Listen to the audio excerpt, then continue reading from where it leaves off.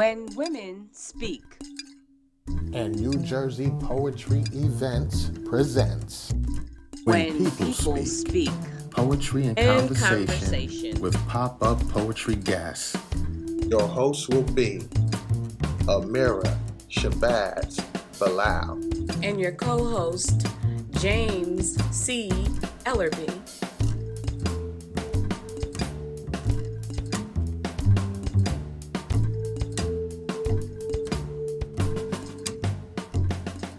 Take a short break and we're going to talk about publishing. We're going to talk about you out there. If you want to have your words become, they will survive after you're no longer here. You want to publish, you want to have your book.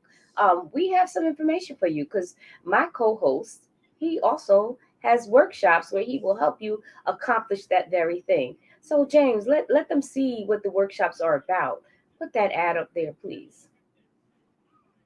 So this is a self-publishing workshop, and it is facilitated by none other than James C. Ellerbe, and it will give you things like where do you start, who and how will you get your who will buy your book, and how will you get your book sold? Are there costs involved? It is a complete workshop of book creation, the cost, copywriting, marketing, and it is in the realm of self-publishing.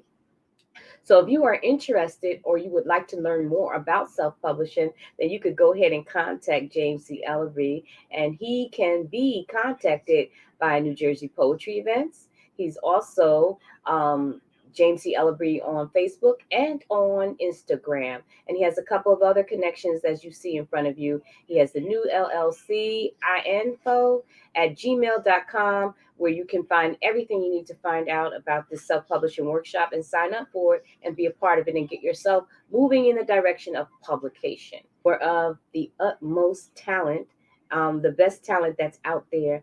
And I have the pleasure of being the co-host to the next gentleman that I'm going to call to the stage. Normally, there are two of us here. We're the dynamic duo of spoken word poetry, online, live feeds, right here on Facebook. This is When People Speak.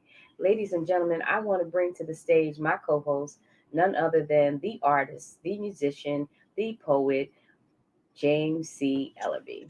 How are you, sir? Good. It's a little weird being a feature and not the host with you, and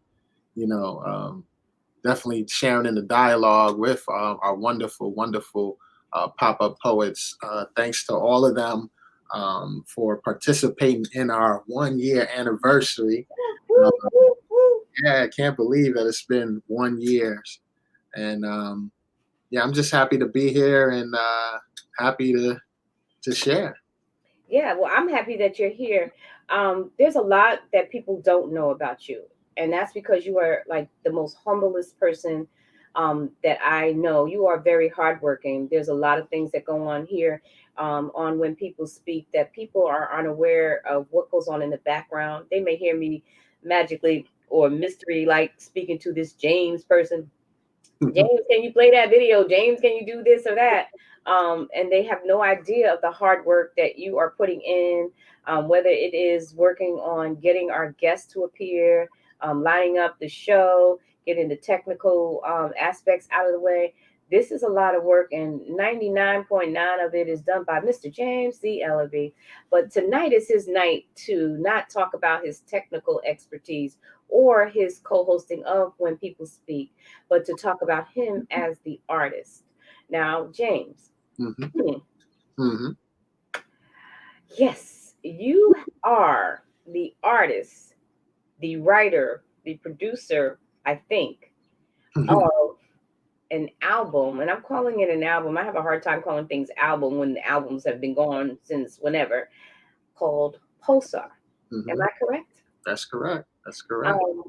I think I was at a performance where Pulsar made its debut, where I saw the live performance of this particular album, the poems and music that you put together on that particular piece of magic. Where did Pulsar get its origins? Wow. Well, Pulsar, a lot of people may not know this. Before Pulsar was this beautiful book here, Beyond the Event Horizon. Mhm. It's my book of poetry. I like to say it's my poetic diary. And that book had poetry. It has poetry. It has my love for science in there. It's my poetic diary. And I thought there was a lot that could have still go into that book, but when I first launched it, it was launched through another company first, and now the second edition is now with my company. But I was instructed not to put so many poems in one book, because if it was up to me, I would have had over 200 poems in one book. But I felt like there was a lot there that wasn't complete, that the story still had to be told. So thus, I came up with the concept of pulsar, and sticking with the scientific theme. A pulsar is basically when a star collapses, it either collapses into a black hole or it collapses into a neutron star, and then that neutron star starts to spin and gives off a radio wave, and that radio wave is called a pulse. And each pulsar has a distinct signature or a distinct sound. And so basically what I'm saying with my album Pulsar is that each poem accompanied with each track has a vibe, has a sound of its own. And it's relatable to everyone. There's something on there for everyone. There's music that features reggae, hip hop, jazz, R&B, and it's perfectly marriaged through the efforts and wonderful artistry of Uninvited. Uninvited produced every track on the album, and also mixed and mastered, I must say, by I am Mega. I'm saying his name. I'm butchering his name. Mega, I'm sorry. Don't kill me. I Mega. So your name dropping, bro, but people are like, what's an uninvited? That's a person, that's a person for those who are not within our circles or in uninvited circles, which is very huge. Uninvited is a person. He's a poet and he's a magical music director. As James has pointed out, and he mixed a lot of tracks. He's done a lot of music. He's out there doing his thing as well. So go ahead, James. You can continue now that people know who Uninvited is. Yes, my dear brother. I actually feature on a track with him for his coming album, but the video's out there right now, called. I just watched that video, by the way. It's on YouTube. What's it called? We'll get back to you on the name of it because we don't want to stutter over people's work like that. It's a very important piece of work. But it was wonderful. Now you're talking about your collaborations, right? And I know you collaborated. I think if I can remember, if I miss anybody, tell me. It was Mega, it was Uninvited, it was Roz LaRue. Who else was on that stage that day when you were doing your live performance of Pulsar? Tori Live. Well, Tori Live was on the stage with you and Tori Live, and I got a date with the devil, which is my next question. But those collaborators of men, it was fabulous to see them out there doing their thing, and just to come together with the brotherhood of poetry like that, and to bring that Pulsar to the next level, the next beat. It was a wonderful thing to see, and you captured that even on I think it's on Spotify, the actual music now for Pulsar. Am I correct? Where can they locate that on Spotify? Yes, it's on all digital platforms. iTunes, Amazon, it's on YouTube, Spotify.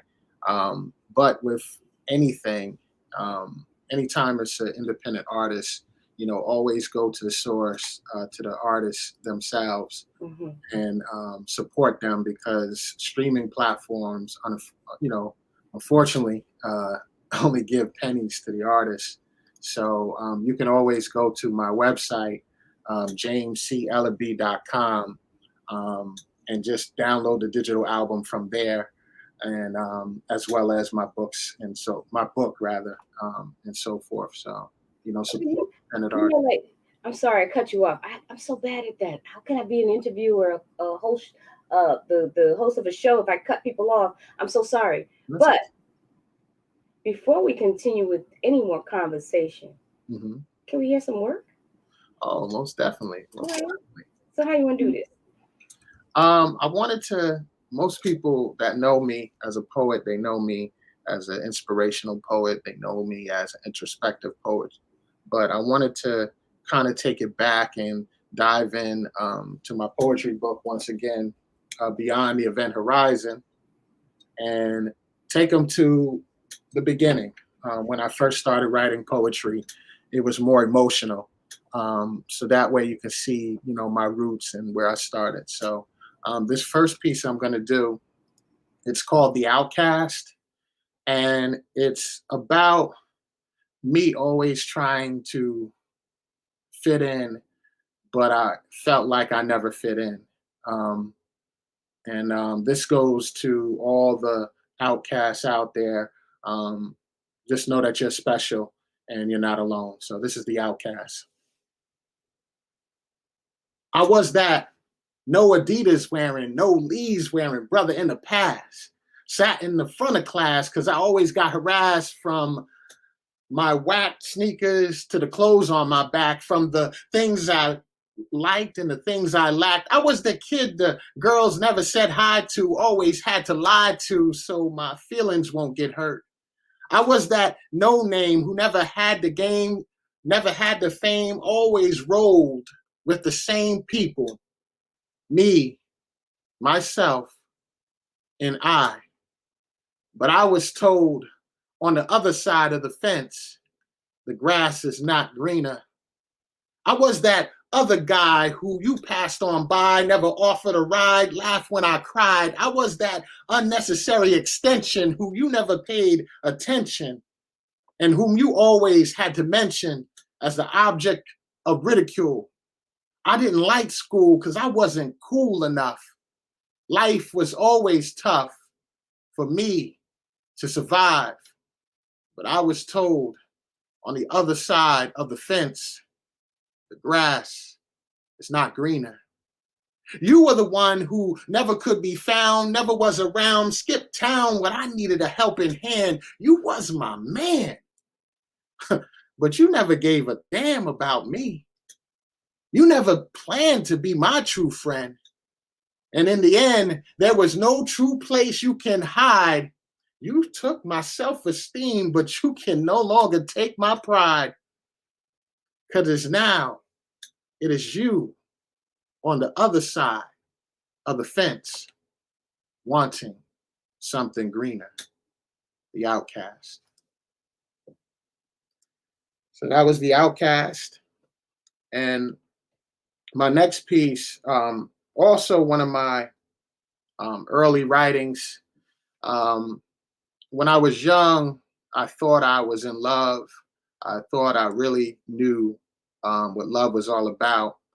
But I really believe a man doesn't really know true love until he has true love for his wife or for that person that he wants to spend the rest of his life with, because that's a deeper kind of love.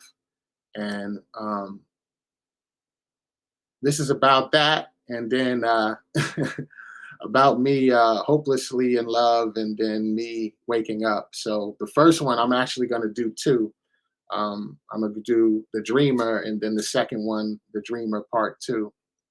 So here's The Dreamer and The Dreamer Part 2.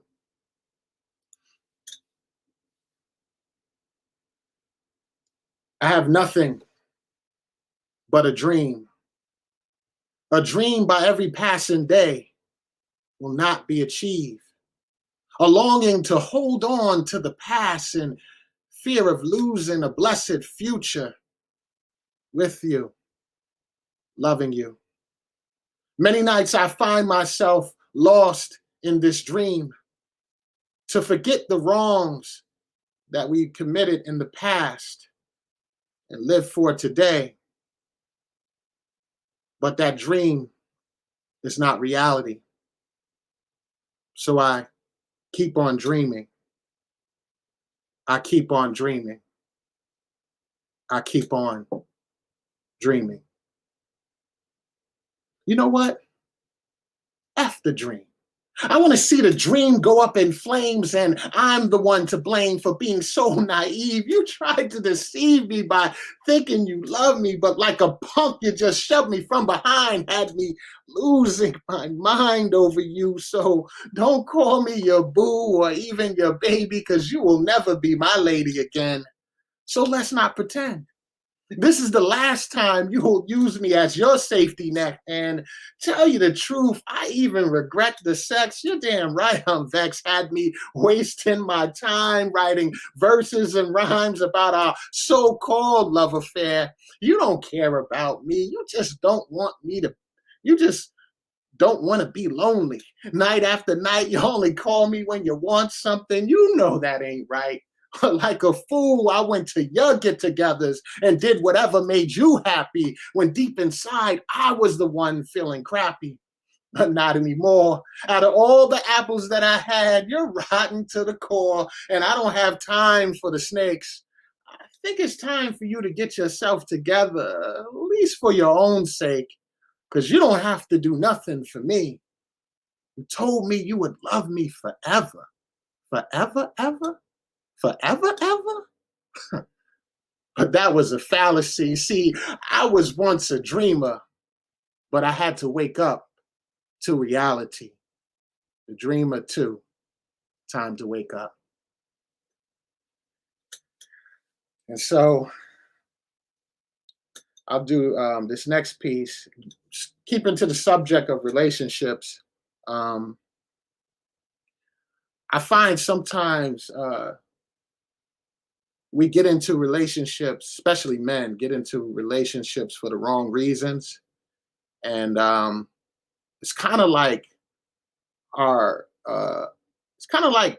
gadgets, I know me, I am addicted to cell phones. I got to have the latest cell phone. My wife is always getting on me. I got to have that latest cell phone. So I wrote a poem about it called Cell Phones and Relationships. So here we go. We treat our relationships like our cell phones nowadays. We gotta have the next hotness, the latest toy to stick with the times. See, I remember when Nakia came on the scene for the first time. I remember when he called on her for the first time. No more searching for dimes, quarters, or nickels to make a connection. She was perfection. Nakia was portable, and if he needed more time with her, she carried an extra back. But she lacked extra features. Then Motorola came and she was nice. But she took a little bit more of his payola just to give him the time of day. She had a slim frame and was very colorful. She even had new features to announce her presence. She was elegant, but she couldn't quite get the job done. Then BlackBerry came along and he was in awe of her business savvy. He loved to press her buttons. He would mess with her in business meetings and receive her messages very well, but not a lot of bells and whistles. She wasn't sociable enough, wasn't user-friendly. He would rather waste his time with another fruit named Apple. Boy, did he love to touch her screen. And she even came with her own music connections. Her software connections were very fast, but she didn't last long. She got a little smaller and lasted a little longer, but he resolved to wanting another cell phone with a little bit more meat on her bones. So he switched to Samsung because she had more real estate with more widgets to press. She was customizable. Music was easy to lay on her. And if he didn't know much about her, all he had to do was Google her. He would go back to Apple when he needed his life made easier, so she hired Siri as his assistant to get his answers in an instant. She became about business, and she didn't even need a computer geek to tweet her praises. He wasn't sure how, but he heard Samsung hired 2 assistants, S-Voice and Google Now. He would go back and forth between Apple and Samsung for years. What seemed like a new cell phone every 2 days was more like every 2 years. When one would up her game, the other one would do the same. Once the norm, today would later become the mundane. The moral of the story is you should have one cell phone that has all the qualities that you need. Or you might find that what you really want today is really out of your league. If she's right for you, keep her around a while. Or find yourself with no cell phone. And as it pertains to relationships, alone. Cell phones and relationships. I think I got time for one more. Yeah. Yes, you do. So I talked about, wanting the wrong things in relationships. So I think it's time to talk about the right things in a relationship. And this piece is called The One. It's not that she doesn't care. It's more like she cares too much. But it seems as if she has the whole earth on her shoulders. The whole young Black population on her shoulders. I've seen her spirit dance with the ancestors of past philanthropists, abolitionists, educators, and soul motivators. I've seen her give hope to hopeless children trying to survive streets with no heartbeat, as cold as concrete, where the crackheads are like the walking dead. And Thursday nights are gang initiation nights. And these children have no choice but to fight. And she is the light in their tunnel vision eyes. No ocean of adversity, no mountain of doubt blocks her path. Her purpose was written amongst the stars, solidified by her actions. Thus she is God's gift to our race. And even though she may face trial after trial, struggle after struggle, I know she will survive. She keeps my hope alive, for I bear witness to her greatness, which is love. And when I'm in her presence, all I feel is love. She's like a modern day Harriet Tubman, bringing our children to the promised land. And she may forget her strength, but I don't. She may forget about our past, but I won't, for it's etched in my mind. I find comfort in her, because in this black hole of a world, she is my new horizon at the end of an event horizon. She is my walk through heaven after a walk through hell. And when she walks, she dances to Dizzy Gillespie's A Night in Tunisia with every step. And as she probes my mind, she telepathically opens my mind to her divine. And I can walk through 1,000 landmines to protect her. She could let her tears saturate in me. So like Sade, she would feel no pain and could lose the whole world, but have me to gain. I've seen countless people thrive off her energy. She brings symmetry to this chaos, and it's no wonder why I love her. And because of this love, I would go to the chair for her. You see, this love burns in eternal. She sends an inferno through me as she soothes me with every seductive tone. And every chromosome in my body believes she is the one for me. She is the teacher the lover, and my best friend all entwined. She is the hope, the desire all in my mind. My Asadi Shakur, my Betty Shabazz, my Alice Walker. And every day I'm striving to be her Malcolm X, her Langston Hughes, her David Walker. I don't want us to have no endings, only new beginnings, whether in friendship or in love, body and soul, heart and mind.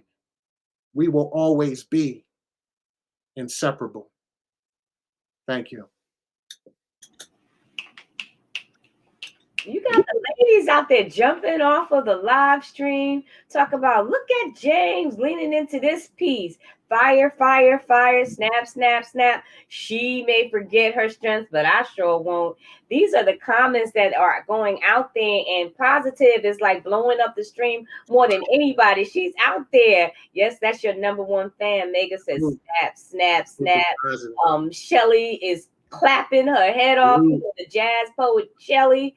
Oh man, you got them out there. Jackie Miller is like, nice. So I think you should do more of those kind of poems, which leads to my next question. Okay. How does James Ellerbe see James Ellerbe in the poetry world? Meaning, what kind of poet are you, or what kind of poet do you think you are? Oh man, that's a very good question. I consider myself a poet who always challenges himself in writing. I don't like to be pigeonholed into a category. I like to challenge myself in thought, challenge myself in style.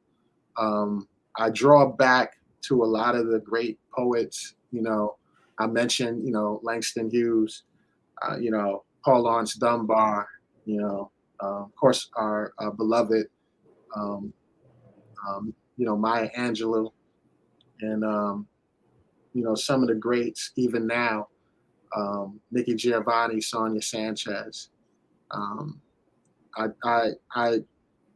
To me, anybody that picks up a pen, there's a responsibility in picking up that pen. And so I constantly think about that when I go to write, when I think about some of the things that I think about in the words. You have to be careful what you say, because words are powerful. Scripture says life and death is in the power of the tongue. And I truly believe that. So I that's how I attack poetry. That's what I feel I bring to poetry. Yeah. Like people are so used to you talking about strange matter and what exists out in space, those things that the average person doesn't think about, talk about, or know about, or care to know about, but you bring them into the ordinary sphere and the ordinary space of ordinary people, if I might say that. But I want to know, when you venture down these avenues, which are uncommon in our ears for you to walk, what motivates you? What keeps you grounded? What emotions spur you to be that writer? What keeps me grounded? Spirituality. Just my relationship, my personal relationship with our most beautiful creator, with God.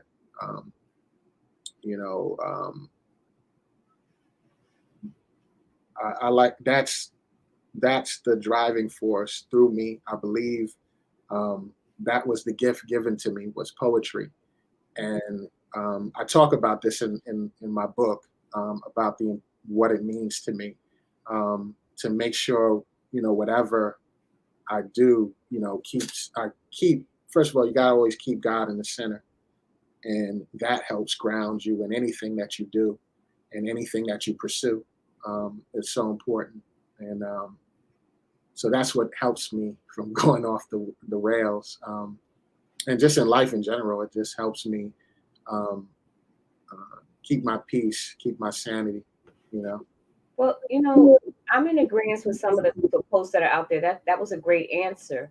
And I'm wondering, like, I know that you had a piece that you wanted to play for us, or am I overthinking it? Oh, yes, yes. I wanted to show this piece, and the reason why, this is I think, one of my transitions through transitions in my life, transitions in my writing. It was the moment where everything became clear. And this particular event of me performing this piece called Pain with No Chaser, I was coming back into the scene for being um, strayed from it. You know, I don't think I'm alone by saying sometimes a poet will question themselves, question their writing, question who they are as a writer, and whether or not their voice is valid. And I was going through some dark things prior to, so this was like where everything opened up for me. So I wanted to play this for people and just Yes, please share it. Can I make a confession? Yeah. Okay. Yes. Confession. I gotta get these words out of my head. And when I put these words to paper, it's like they wake up the dead and breathe life into this, so I may live this. And even when I feel like I want to quit, I got these words, and that's it. Just these words inside, just these words to make me feel alive. Because without them, I would have been committed suicide. I'd rather get my flesh from this earth. Because if it was up to the devil, I wouldn't be worth the air that I breathe. I sometimes find it hard to believe that God has a plan for me. This society, it has a plan for me. Whether it be the penitentiary or poverty, and the main thing that bothers me is for the majority of blacks to get out of being poor, have to pray on the lottery. And you think that I'm from the suburbs, that I'm an exception? All it takes is one paycheck to put me in the same direction. So you see, I see these words as my reflections. Because someone besides myself needs a resurrection. And this is not about being self-righteous. This is about wanting to be free and knowing what the price is. Shoot, I'm 30-something years old and I'm still trying to find out what the meaning of life is. Because you don't have to be in prison to know what hard times is. We are all in prison. The only difference is what cell you're in. That's why I used to hate Sundays, because for me it was back to hell again. And my life ain't never been Hollywood. Because Hollywood is made for stars. And the only stars that I chased in my lifetime are the ones in strip bars, trying to strip these scars away. But it's not enough dropping it like it's hot to take this pain away. And don't you dare look at me that way. You have insecurities too. The only difference between me and you is I choose not to tuck mine away. I'm trying to get that last sip of Henny and hope the stain in my brain goes away. And it's these days, I feel like I left my mother down. But it's not about how long you're lost, it's when you're finally found. So I keep my nose to the ground and my eyes to the skies. Only believe 10% of what you hear, because 90% of it is nothing but lies. And mama didn't raise no fool. But I acted so much like a fool when I spent more time trying to sling the tool instead of going to school. You want to make a slave? Hide the key in a book. You want to go platinum? Just write some bubblegum lyrics and a catchy hook. Because you see, this game is full of halftime crooks too scared to look in the mirror. I wipe the frost off the mirror of my life and hope I see a little clearer. Yeah. Pain, no chaser. They give it back to the strange ones, built to consume everything, but what they don't understand can make me seem a little strange. I'm back here bopping to the music, and I got caught because you turned my camera on. You're supposed to see me dancing back here. In the essence of time, there's so much to you. Let me just put that out there. There's so many questions I had on my list, and here's my list. You can see all my questions there. But I'm not going to ask all those questions. But I will ask one final one, if you don't mind. Right. And I'm going to ask you to answer in one-word answers. Okay. Don't worry, you can do it. And it's going to have to do with pulsar, because that's the biggest thing that I feel when I think of you. That's what I think of pulsar. So think about pulsar and its origins. One word answers. What was pulsar in the beginning to you? Light. Light or life? Light. Light. And as you performed it live that day, what was pulsar during that stage performance to you? Otherworldly. Otherworldly. And I thought for sure you were going to say life, because that's what it brought to me. I could feel it jumping off of the stage. And here's the most difficult part of this 3-part question. Pulsar has a life of its own. It's brought life to you and many others as they listen to your words and they vibe off of your music. How are you surviving in the wake of pulsar? One word? Do I have to keep it to one word? Okay, rule breaker. Go ahead. I'm going to try. Let me see. I'm trying to be challenging here. One word. I would say soundtrack. Soundtrack. I thought you were going to say like high, and high, positively high, Well, if I may. Well, a soundtrack, if you think of a soundtrack, when they say, I have a soundtrack to my life, it gives you a high, it gives you a motivation, to move forward in life. That's a soundtrack, So that's why I said soundtrack. It's the soundtrack of my life. And I'm going to say great answer and positive second that. Like I said, I have a whole plethora of questions to ask you, but I'm going to stop now in the essence of time. We're running out of that at this moment. I just want to ask you, do you still have a date with the devil? Nah, I left her right out that bar. For those of you who have read or have seen or heard his work, that is one of his poems. He has a date with the devil. It's magnificently done live on stage, as he collaborated with Tory Live.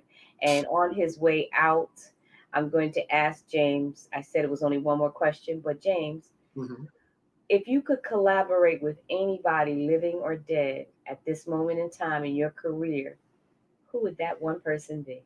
I'm going to surprise you with this answer. She's right before me. Is it Talina? Is it positive?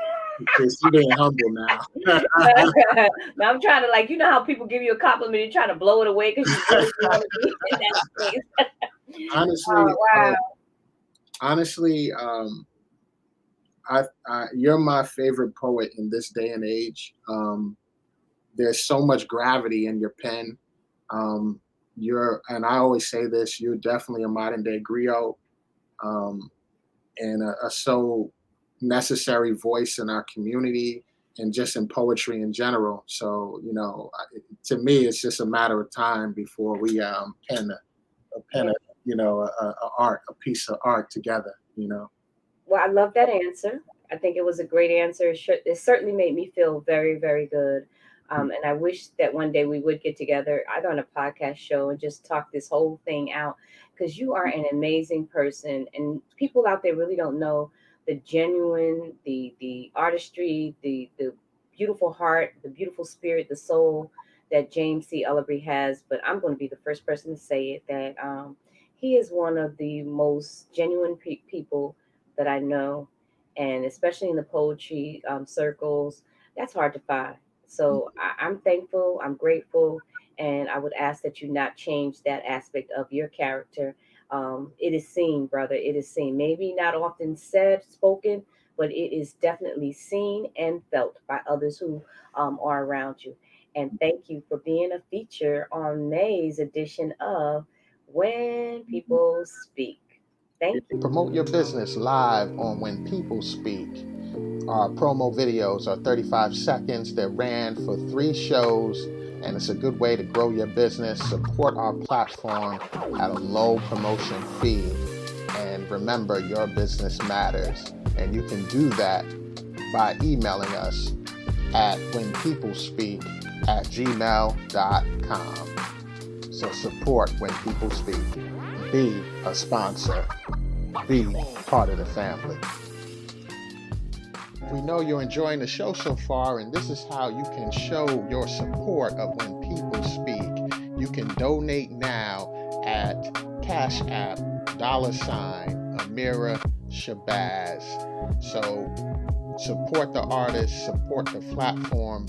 You are the ones that make this show possible. So continue to allow more impactful, inspiring shows by donating now.